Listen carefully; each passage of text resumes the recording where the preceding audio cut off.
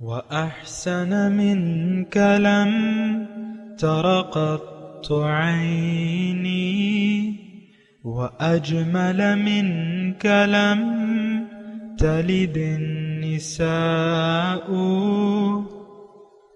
خلقت مبرأ من كل عيب خلقت مبرأ من كل عيب كأنك قد خلقت كما تشاء.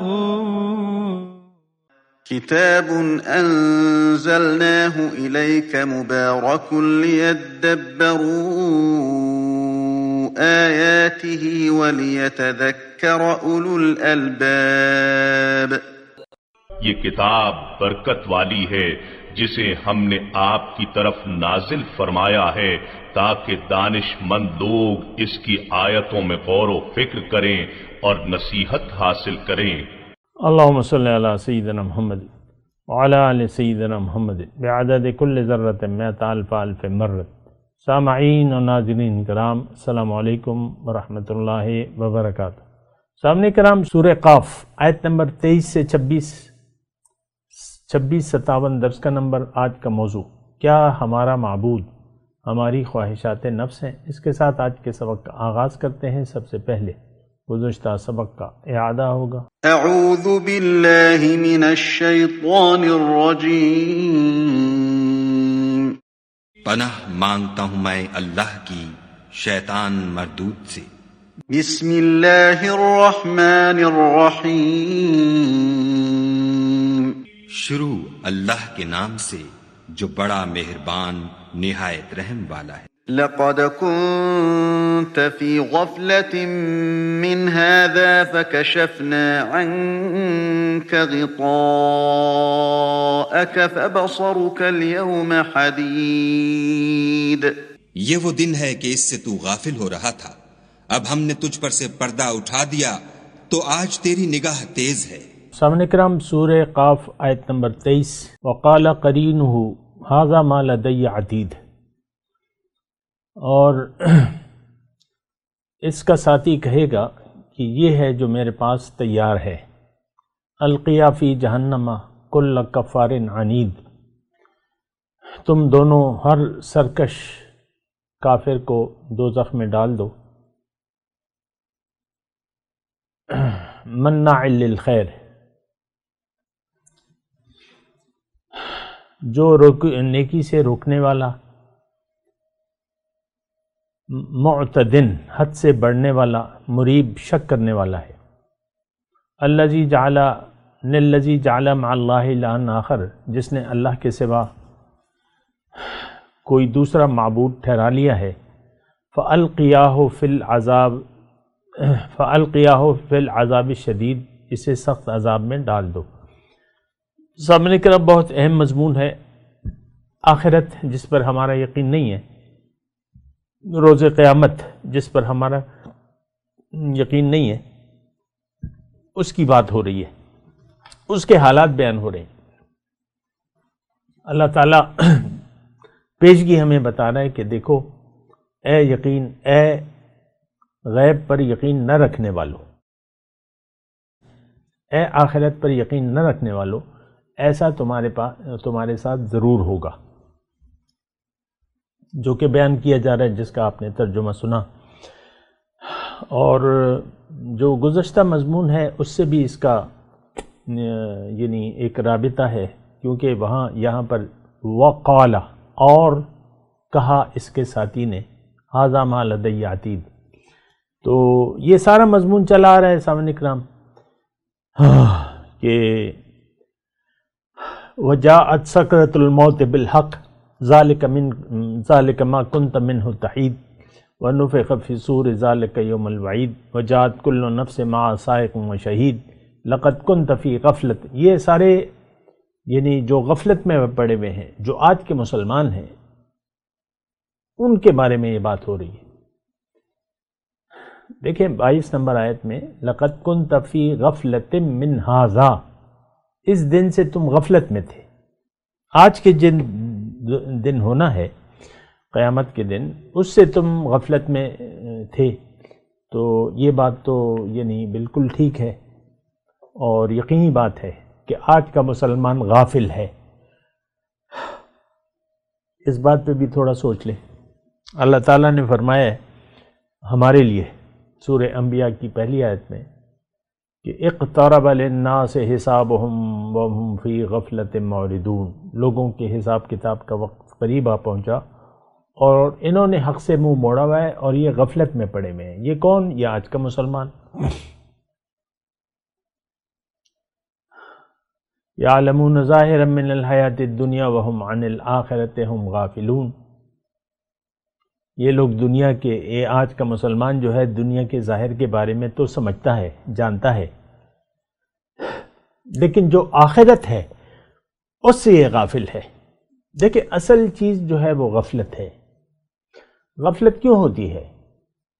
جب آپ کا یقین نہیں ہوتا اس بات پہ تو اس سے آپ غافل ہو جاتے ہیں۔ تھوڑا ٹھہر جائیں، سوچیں اس بات۔ غفلت کیوں ہوتی ہے؟ ایک بات کو آپ غیر اہم سمجھتے ہیں تو اس سے پھر غافل ہو جاتے ہیں۔ گھر میں بھی بہت سے کام آپ کو، مثال کے طور پہ بیگم صاحبہ آپ کو مختلف کام کہتے کہ یہ کرنا ہے، وہ کرنا ہے، یہ کرنا ہے، لیکن اگر آپ کی نظر میں وہ کام اہمیت کے حامل نہیں ہے تو پھر آپ سے بھول جاتا ہے، آپ اس کو اہمیت نہیں دیتے۔ یہ سمجھنے کے لیے میں بات۔ اسی طرح ہر جگہ غفلت تب ہوتی ہے جب یقین نہیں ہوتا۔ ہمارا تو یقین نہیں ہے، ہمارا یقین تو ظاہر پر ہے، بات تو باطن کی ہے، بات تو پردوں کی ہو رہی ہے۔ آیت نمبر 22 میں فَكَشَفْنَا عَنْكَ غِطَاءَكَ فَبَصَرُكَ الْيَوْمَ حَدِيدٌ، تو ہم تو ظاہر کے لیے زندگی گزار رہے ہیں۔ اچھا، اب یہ جہنمیوں کی کچھ صفات بیان ہو رہی ہیں آیت نمبر 23 میں، آیت نمبر 24 میں، آیت نمبر 25 میں، آیت نمبر 26 میں جہنمیوں کی صفات بیان ہو رہی ہیں۔ ترجمہ تو میں نے آپ کو پڑھ کے سنا دیا۔ اس میں ایک جو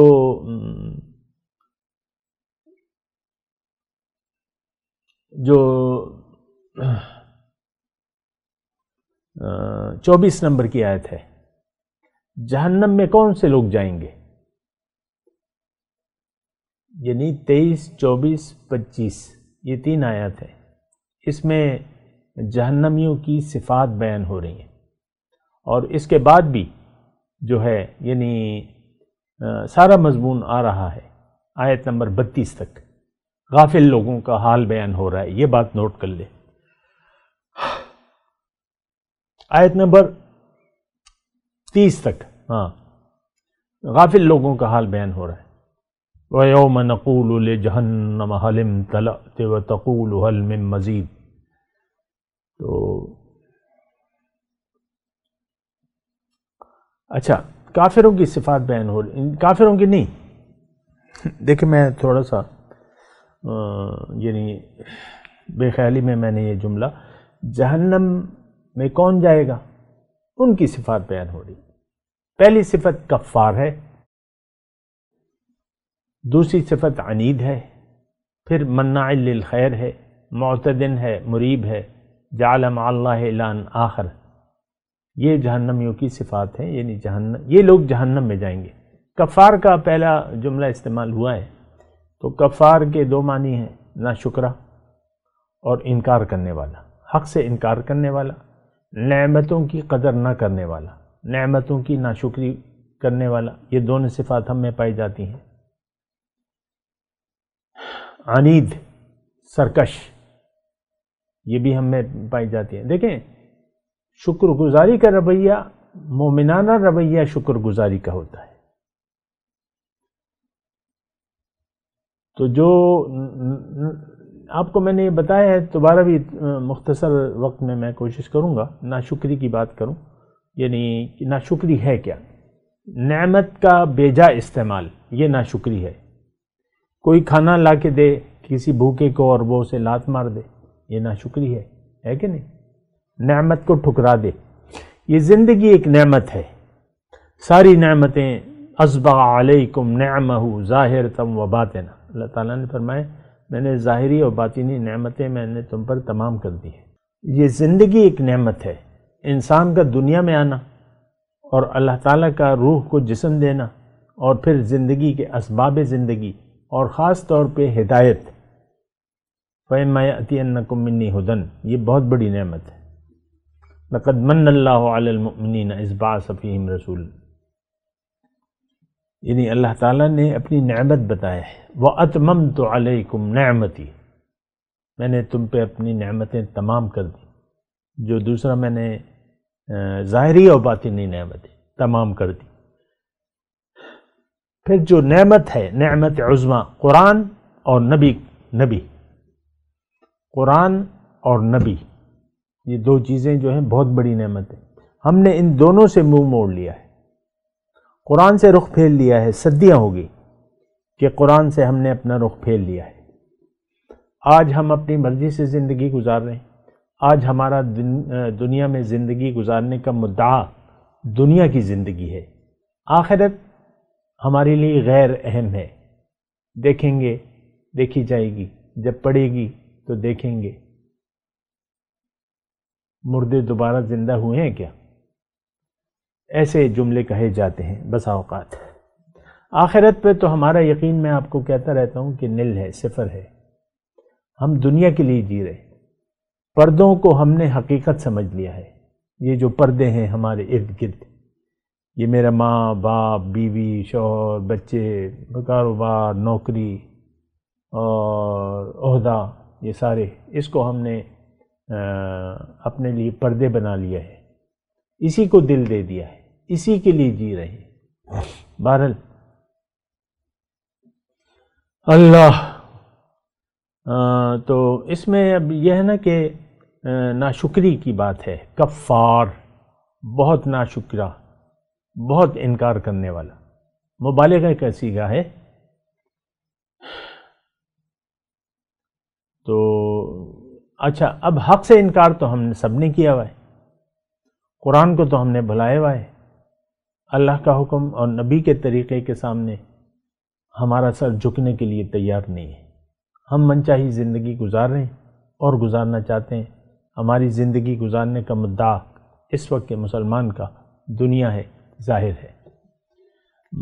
عنید، سرکشی کیا ہے؟ اللہ کا حکم ہے، آپ اسے ماننے کے لیے تیار نہیں ہیں، اسے تسلیم کرنے کے لیے تیار نہیں ہیں. اللہ تعالیٰ نے فرمایا ایک دوسرے کا مال باطل طریقے سے نہ کھاؤ. آپ مصر ہیں، اصرار کرتے ہیں کہ ہم نے رشوت بھی لینی ہے اور کرپشن بھی کرنی ہے، اس کے بغیر تو گزارا ہو ہی نہیں سکتا. بہت سے لوگوں میں عقیدہ ہے، یعنی جو ایسے سرکاری، وہ کہتے ہیں اس کے بغیر ہمارا گزارا نہیں ہے، یہ ہماری چائے پانی ہے. ٹھیک ہے، تو یعنی سرکشی اور کسے کہتے ہیں؟ دیکھیں، یہ صرف رشوت کرپشن کی بات نہیں ہے، یہ بات نوٹ کر لیں.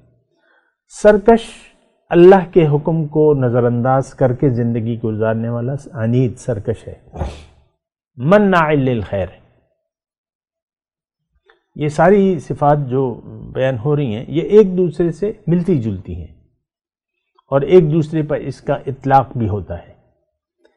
یعنی کفار جو ہے وہ عنید بھی ہے، یا عنید ہے وہ کفار بھی ہے.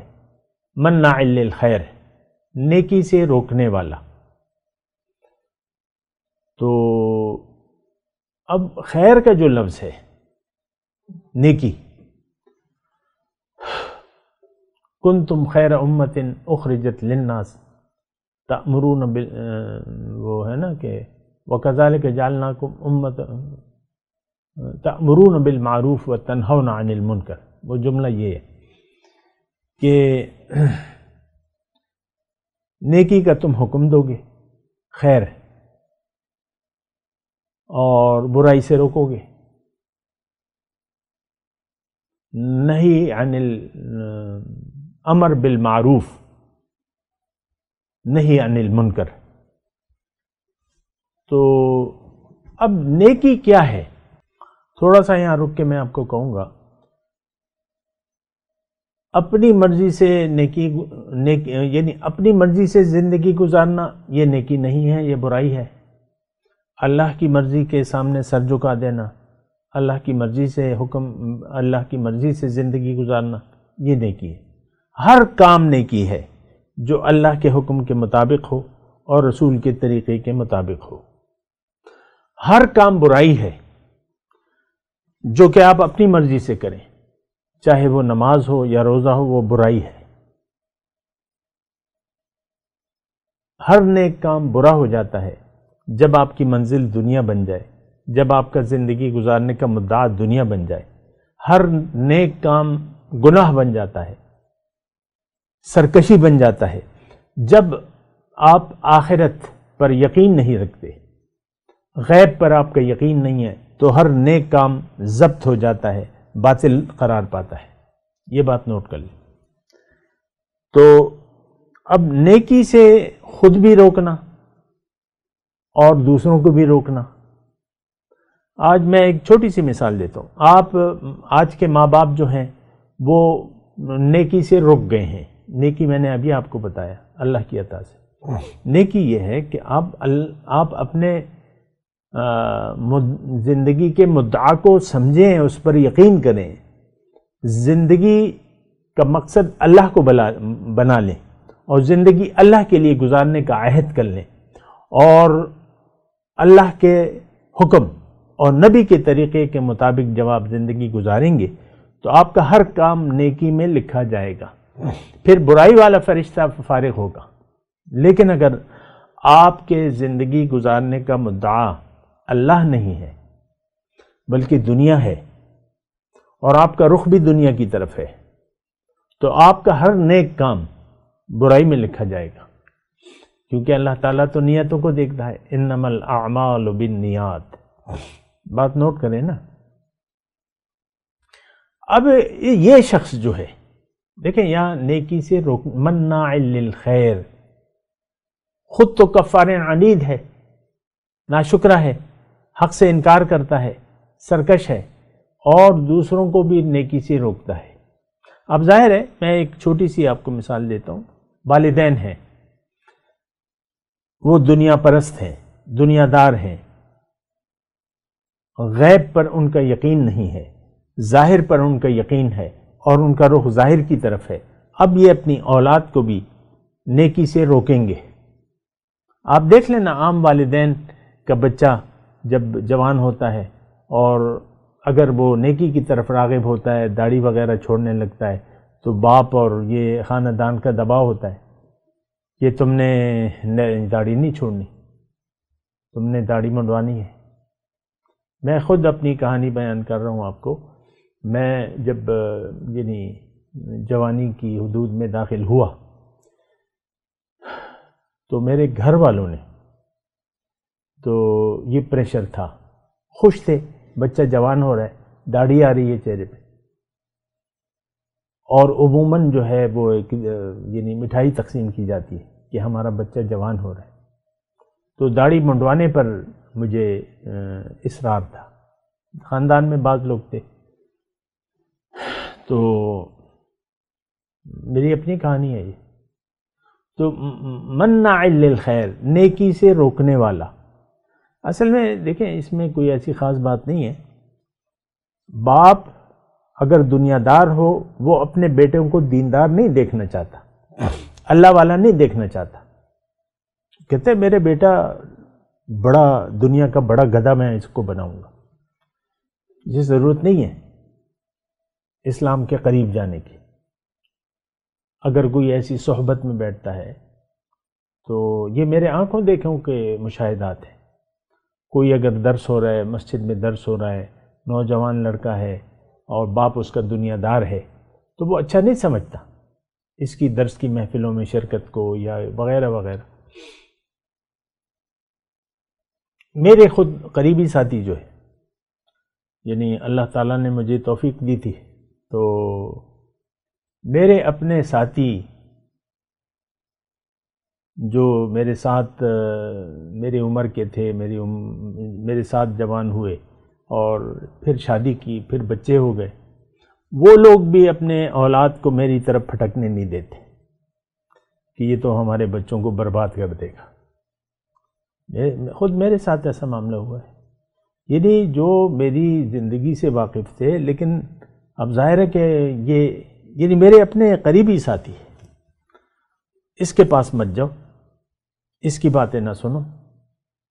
ایک دفعہ ایسا ہوا، ایک ہمارے ساتھی تھے، تو ویسے ایک یعنی اس کے لیے میں بیان کر رہا ہوں عبرت کے لیے. تو ساتھی تو خیر میرا ساتھی تھا، تو اس کا بیٹا جوان ہو رہا تھا اور تھوڑا سا وہ تھا. تو میری تو یہ تھوڑی سی عادت ہے نیکی کی بات کرنے کی اور چونے کی. تو وہ دکان میں دونوں کھڑے ہوئے تھے، باپ بھی تھا، وہ جو میرا ساتھی تھا، اور بیٹا بھی تھا. تو بیٹے کو میں نے کہا کہ تم کل رات کا کھانا میرے ساتھ کھانا. اب ابو میری چال کو سمجھ گئے، تو اس کے ابو کہنے لگے کہ میں بھی آؤں گا ساتھ. یہ حالت ہے، یعنی یہ اس کو بہکا نہ سکے. ہم دیکھیں یہ جملہ سارے معاشرے پر ہے. ہم جو دین کی طرف مائل ہوتا ہے ہم کہتے ہیں یہ بہک گیا، یہ گیا کام سے، نہیں چاہتے. مناع للخیر. باقی آپ لوگ خود سمجھدار ہیں، آپ کا کیا رویہ ہے اللہ بہتر جانتا ہے. لیکن یہ ہے میرے درس میں مطلب یہ ہے کہ بعض اوقات میرے اپنے ساتھی خود بھی نہیں سنتے میرا درس، اور لوگوں کو بھی منع کرتے ہیں کہ یہ مت سنا کرو، یہ درس مت سنا کرو، ضروری نہیں ہے، کوئی ضرورت نہیں ہے. تو بہرحال یہ اشاروں میں بات کر رہا ہوں. بہرحال اچھا، مناع للخیر، نیکی سے روکنے والا، مریب، معتدن، حد سے بڑھنے والا. آج سارے مسلمان، حد کیا ہے؟ بندگی، اطاعت اللہ کی اور اس کے رسول کی، یہ حد ہے. تلک حدود اللہ. لیکن ہمیں تو اللہ کی حدود کا کوئی پاس نہیں ہے. مریب شک میں ہے.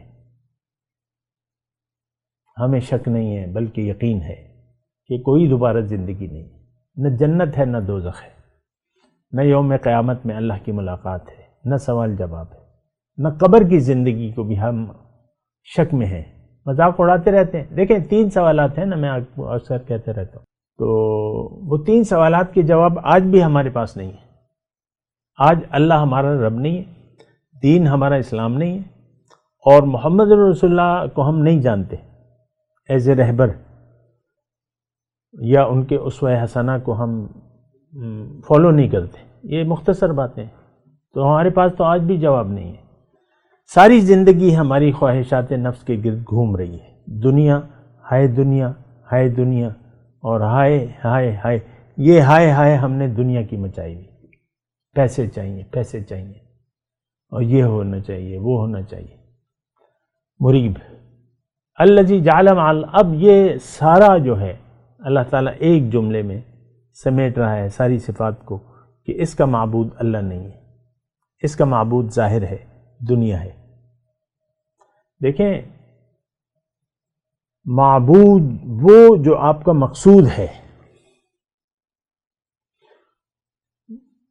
یعنی دیکھیں ہم تھوڑا سا اس بات کو سمجھتے نہیں ہیں، لیکن اس کو سمجھنا چاہیے. معبود وہ جس کے سامنے سر جھکا دیں، وہ معبود ہے آپ کا. ہمارا سر جھکا ہوا ہے دنیا کے سامنے. مفاد آپ کا ہر بات میں مفاد دنیا آپ کو عزیز ہے. مفاد دنیا، مفاد دنیا کے تحت ہم اپنے ہر شخص اپنے مفادات کا غلام ہے. اپنے مفادات کے تحت کوئی فیصلے کرتا ہے، دین کو ہوں یا دنیا کے ہوں. اس میں اس کا ذاتی مفاد وہ ضرور دیکھتا ہے. اور دین تو ایک روایات ہیں بس، وہ تو ہم اس کی میں بات نہیں کر رہا. لیکن الہ وہ جو آپ کا مقصد ہو. ہمارا زندگی کا مقصد اللہ نہیں ہے، دنیا ہے. تو ہمارا معبود تو دنیا ہو گیا. دنیا کے سامنے اب جھکے ہوئے ہیں، یعنی مفاد دنیا کے سامنے ہم نے سر جھکایا ہوا ہے. یہ بات بڑی اہم ہے. یعنی پردوں کو جب آپ حقیقت سمجھ لیں تو پردے جو ہیں پھر آپ کا معبود بن جاتے ہیں. دیکھیں ہمارے ذہن میں معبود کا جو معنی ہے وہ محدود ہے. ہم کہہ رہے ہیں کسی کے سامنے سجدہ کر لیں وہ معبود ہے. نو، جس کے سامنے آپ جھک جائیں، مقصودوں کا معبودوں کا. حضرت علی کا مشہور مقولہ ہے کہ تمہارا مقصد ہی تمہارا معبود ہے، تم اس کی مانو گے. آج ہمارا یعنی الہ جو ہے ہماری ہوائے نفس ہے. ارأیت من اتخذ الہہ ہواہ، کیا دیکھا ہے تم نے اس شخص کو جس نے اپنا معبود اپنی خواہشات کو بنا لیا ہے اور یہ گمراہ ہو گیا ہے. الذی جعل مع اللہ الہا آخر، اس نے تو اپنے اور کوئی معبود ڈھونڈ رکھے ہیں. واتخذوا من دون اللہ آلہۃ لعلہم ینصرون، سورہ یاسین. انہوں نے تو اللہ کے سوا اور معبود بنا لیے ہیں. دیکھیں جو آپ کی یعنی ہمارے تو معبود بہت ہیں، بہتوں کے سامنے ہم نے سر جھکایا ہوا ہے. وہ معبود ہیں ہمارے، ان کی ہم بات مانتے ہیں. اللہ کے حکم کے مقابلے میں کسی کو بھی آپ کسی کا بھی کہنا مان لیں، خواہ وہ نفس کا ہو یا اشنا کا ہو، دوست کا ہو، یہ وہ، تو وہ معبود بن جاتا ہے. الذی جعل مع اللہ الہا آخر فالقیاہ فی العذاب الشدید. تو اب اس کے بارے میں حکم کیا ہے کہ اب اس کو سخت عذاب میں ڈال دو. اب قرآن کیا کہہ رہا ہے، قرآن کا کیا تصور ہے اور ہم کیا سوچ رہے ہیں. ہم یہ سوچ رہے ہیں کہ بھئی کلمہ تو پڑھ لیا ہے، نماز روزہ تو کر رہے ہیں اور بس بخشش ہوگی اور شفاعت ہوگی اور جنت میں جائیں گے، مزے کریں گے. اصل میں تو یہ ساری باتیں ہمارا یقین نہیں ہے. یہ ہم نے اپنے دل کو جھوٹی تسلیاں دی ہوئی ہیں کہ کچھ بھی نہیں ہے، دیکھیں گے، دیکھا جائے گا، جب پڑے گی تو دیکھیں گے. آخرت سے ہم غافل ہیں، یقین ہی نہیں ہے. میں تلاوت کرتا ہوں، میرے ساتھ دہرائیے. اعوذ باللہ من الشیطان الرجیم، بسم اللہ الرحمن الرحیم. وقال قرینہ ھذا ما لدی عتید